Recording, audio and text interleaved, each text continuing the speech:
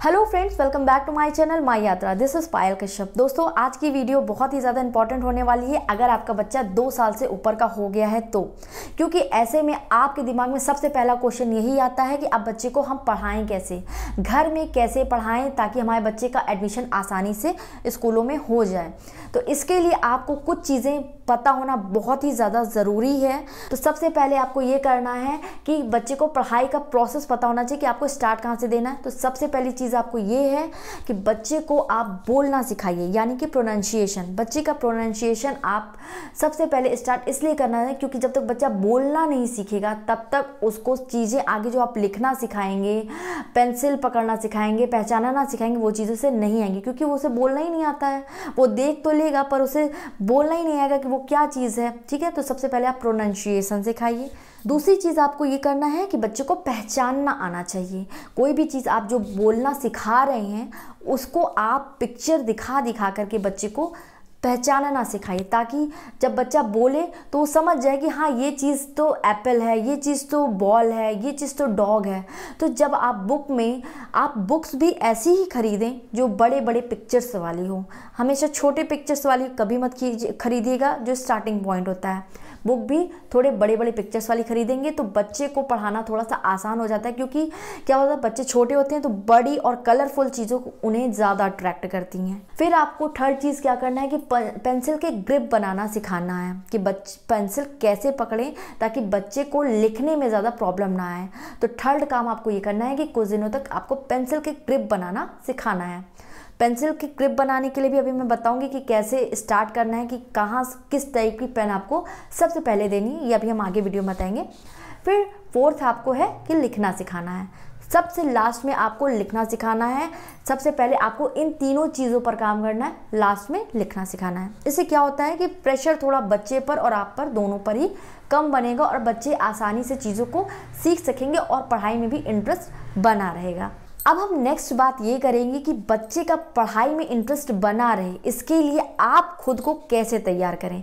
तो सबसे पहली चीज़ तो आपको ये करनी है कि एक टेबल मेज़ का इंतज़ाम कर लीजिए, क्योंकि ये एक ऐसा चीज़ होता है कि बच्चे को एक दूसरे से कनेक्ट करने में क्या होता है कि बच्चे शुरुआती दौर में क्या होता है कि इधर उधर भागते बहुत हैं। जब उन्हें एक प्रॉपर स्पेस मिल जाएगा, टेबल मेज़ मिल जाएगी, तो उन्हें एक स्पेस एक चीज़ें होती है ना कि बच्चे को इंटरेस्ट बनाने के लिए नई नई चीज़ें करते रहना चाहिए। अगर आप बेड पे भी बच्चे को पढ़ा रहे हैं तो एक मेज़ आती है, उस पर भी आप बच्चे को पढ़ाना सिखा सकते हैं, पढ़ा सकते हैं, लिखा सकते हैं। इससे क्या होता है कि बच्चों के बैकबोन में पेन नहीं होता है। इस कारण बच्चे काफ़ी देर तक बच्चों का इंटरेस्ट बना रहता है पढ़ाई में, उनके पीठ में दर्द नहीं होती है, थकान नहीं होती है। तो आपको सबसे पहले टेबल और मेज़ का इंतज़ाम करना है, और अगर बेड पे भी पढ़ा रहे हैं तो मेज़ का इंतज़ाम तो करना ही है। दूसरी चीज़ आपको ये करना है कि पढ़ाई स्टार्ट करने से पहले बच्चे को खिलाना पिलाना, शुशु पॉटी, ये सारी चीज़ें करा करके ही बच्चे को पढ़ाने के लिए बैठाइए। क्योंकि क्या होता है कि जब बच्चा पढ़ने बैठता है ना तो उसे भूख प्यास, लैट्रिन, बाथरूम सारी चीज़ें लगने लगती हैं। मेरे बच्चे के साथ यही होता है, वो तो तुरंत भागने लगती है इधर से उधर।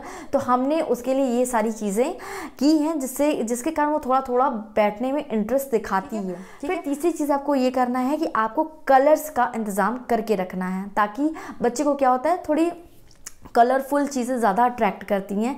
तो जो भी चीज़ आप उन्हें लिखना सिखा रहे हैं या बोलना सिखा रहे हैं तो कलरफुल चीज़ों का ज़्यादा इस्तेमाल करें। कलरफुल स्केच खरीद लीजिए, बहुत ही अच्छा होता है कलरफुल स्केच से बच्चे को पढ़ाना, और थोड़ा बच्चों में इंटरटेनिंग भी बना रहता है, क्योंकि वो कलरिंग भी करते हैं, उसी में लिखते भी हैं, उसी में सीखते भी हैं, तो थोड़ा मज़ा आता है। फिर आपको ये करना है कि बच्चे को जो टेबल लैंप होती है उसमें थोड़ा सा पढ़ाने की आदत शुरू से डालेंगे ना, तो बच्चे का क्या होगा, टेबल लैंप से ये होता है कि बच्चे का फोकस पढ़ाई पर ही बना रहता है। आप बड़ों को भी देखते होंगे कि टेबल लैंप में वो ज़्यादा देर तक पढ़ लेते हैं और आंखों पर भी ज़्यादा जोर नहीं आता है और फोकस एक ही जगह बना रहता है। नेक्स्ट प्रिपरेशन आपको ये करनी है कि बच्चे के लिए कुछ ट्रांसपेरेंट शीट ले लीजिए या फिर वाइट बोर्ड ले लीजिए और मार्कर का इंतज़ाम कर लीजिए। इन तीनों चीज़ों का इंतज़ाम करना बहुत ज़्यादा ज़रूरी है, क्योंकि शुरुआती दौर में अगर आपने उन्हें कॉपी दे दी तो वो क्या करेंगे, वो लिखेंगे पढ़ेंगे कम, उसको चीर फाड़ करने में उनको ज़्यादा मज़ा आएगा। तो ये चीज़ें अगर आप करते हैं तो बच्चे उस चीज़ों में अपना टाइम वेस्ट नहीं कर पाएंगे और बच्चों का पढ़ाई में इंटरेस्ट भी बना रहेगा। तो ये चीज़ें आप ज़रूर कीजिए, मार्कर और ट्रांसपेरेंट शीट या फिर वाइट बोर्ड का इंतज़ाम कर लीजिए। फिर आपको ये करना है कि बच्चे को अगर आप टीवी भी दिखा रहे हैं ना, तो बच्चों को टीवी में भी वही चीज़ें दिखाइए जो राइम्स में जो ABCD सिखाई जाती है, 1 2 3 हो गया, छोटा बड़ा हो गया। राइम्स में बच्चों को अगर सिखाते हैं किसी भी चीज़ को तो बच्चे को वो चीज़ें बहुत जल्दी याद हो जाती हैं। जैसे कि पोयम वगैरह आप देखते होंगे बच्चे बहुत जल्दी कैच कर लेते हैं। मेरी बेटी है, मेरी बेटी को भी अभी नानी के घर गई थी तो उसने एक टमाटर लाल लाल मॉम ने सिखाया था, तो वो बहुत ही जल्दी कैच कर ली, उसे बहुत जल्दी आसानी से याद हो जाती है। इसी तरह मैं उसे 1 2 3 वगैरह भी बहुत जल्दी गाने में गा करके सुनाया करती थी, तो उसे वो चीज़ें याद हो जाती हैं। संडे मंडे हो गया, संडे मंडे ट्यूसडे हो गया, जनवरी फरवरी हो गया, ये सारी चीज़ें मैं उसे मतलब एक म्यूज़िक में सुनाती हूँ, एक राइम्स में सुनाती हूँ, तो उसका इंटरेस्ट बना रहता है, वो बहुत ध्यान से सुनती भी है और वो उसी तरीके से कोशिश भी करती है, क्योंकि म्यूज़िक और एक धुन, एक लय जो होती है वो बहुत ज़्यादा इम्पॉर्टेंट होती है उस एज में बच्चे के लिए। बड़ों के लिए भी होती है, बट उस टाइम पे बच्चे का स्टार्टिंग पीरियड होता है तो उन्हें म्यूज़िक बहुत ज़्यादा इंटरेस्टिंग लगता है, तो वो उन चीज़ों में जल्दी कैप्चर कर लेते हैं। ठीक है, तो आप कोशिश ज़्यादा कीजिए कि बच्चे को लय में यानी राइम्स में बच्चे को सिखाने की कोशिश ज़्यादा कीजिए। फिर नेक्स्ट आपको ये करना है कि पानी की बॉटल रखनी है अपने पास, ताकि बच्चे को टाइम पे पानी वगैरह दें, ताकि उन्हें बहाना ना मिल सके बार बार बाहर जाने का। और रबर कटर ये बिल्कुल बच्चे से रखें दूर, फ़ोन रख दें आप दूर, क्योंकि ये सारी चीज़ें बच्चे को करती हैं बहुत ज़्यादा डिस्ट्रैक्ट। 2-3 बच्चे अगर साथ में पढ़ रहे हैं तो उन्हें साथ में ही पढ़ाइए और साथ में ही छुट्टी दीजिए। अगर एक बच्चे का पढ़ाई जल्दी ख़त्म हो गया है और दूसरा बच्चा पढ़ रहा है तो इससे क्या होता है कि बच्चा जो पढ़ रहा होता है उसका माइंड डिस्ट्रैक्ट होता है। तो इसलिए आप जब भी बच्चों को साथ में पढ़ाएं तो साथ में ही पढ़ाएं और साथ में ही छुट्टी भी दें। इन बातों का खास ध्यान रखें।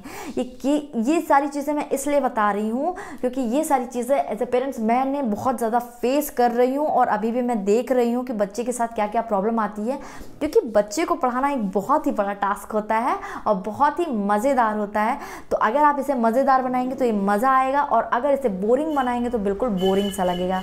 तो इसलिए अगर आप बच्चे को पढ़ाना स्टार्ट कर रही हैं तो बच्चे को पढ़ाने में थोड़ा सा एंटरटेनमेंट भी लाइए, कलर वगैरह का बिल्कुल अरेंजमेंट करके रखिए ताकि बच्चे का पढ़ाई में इंटरेस्ट बना रहे। सबसे ज़्यादा आपको इसी बात पे ध्यान रखना है कि बच्चे को पढ़ाई में हमें फोकस बनाए रखना है, एंटरटेनिंग बनाए रखना है। इन चीज़ों का ध्यान रखते हुए हम बच्चे को पढ़ा सकते हैं, अदरवाइज़ बच्चे कभी भी एक जगह नहीं टिकने वाले हैं। और सबसे मोस्ट इम्पॉर्टेंट बात ये है कि आप कभी भी ये मत सोचिए कि हम एक हफ्ते से बच्चे को ये चीज़ें पढ़ा रहे हैं, बच्चे को अभी तक नहीं आई। बिल्कुल टेंशन वाली बात नहीं होती है। कुछ बच्चों का कैप्चर पॉइंट तेज़ होता है, कुछ बच्चों का स्लो होता है। तो वो चीज़ें कभी कभी क्या होती है, बच्चे 15 दिन में सीखते हैं, कोई बच्चे हफ्ते भर में ही सीख लेते हैं, कोई बच्चे 4 दिन में ही सीख लेते हैं। तो ऐसे में आप ये मत कीजिए कि बच्चे को प्रेशर डालने लगे कि देखिए वो बच्चा तो सीख लिया तुमने नहीं सीखा, वो बच्चा तो कर लिया तुमने नहीं किया। हर बच्चे की अपनी अपनी कैपेसिटी होती है। तो इन सारी चीज़ों को लेकर के अपने ऊपर भी प्रेशर मत बनाइएगा और बच्चे पर भी प्रेशर मत बनाइएगा। कभी कभी क्या होता है कि बच्चे ज़िद्दी हो जाते हैं और उस टाइम पर अगर आप उन्हें जो चीज़ें पढ़ा रहे हैं वो सीख तो जाते हैं, समझ भी जाते हैं, पर उस टाइम पे वो तुरंत रिप्लाई नहीं करते हैं। बट आप कुछ घंटों कुछ दिनों बाद आप उसी चीज़ को पूछेंगे तो वो बच्चे पूरी उसी तरीके से वो चीज़ों को सुना देंगे आपको। बट अगर बच्चे को आप बिल्कुल पीछे पड़े रहेंगे कि तुमने ये क्यों नहीं किया, तुमने मुझे ये क्यों, मैं इतने दिनों से पढ़ा रही हूँ क्यों नहीं समझ में आ रहा है, तो बच्चे इससे प्रेशर बहुत ज़्यादा फील करने लगते हैं और वो पढ़ाई से भागने लगते हैं। मेरे साथ ऐसा ही होता है, क्योंकि जब मैं अपने बच्चे के पीछे ज़्यादा भागती हूँ तो वो उन चीज़ों को नहीं बोलती है।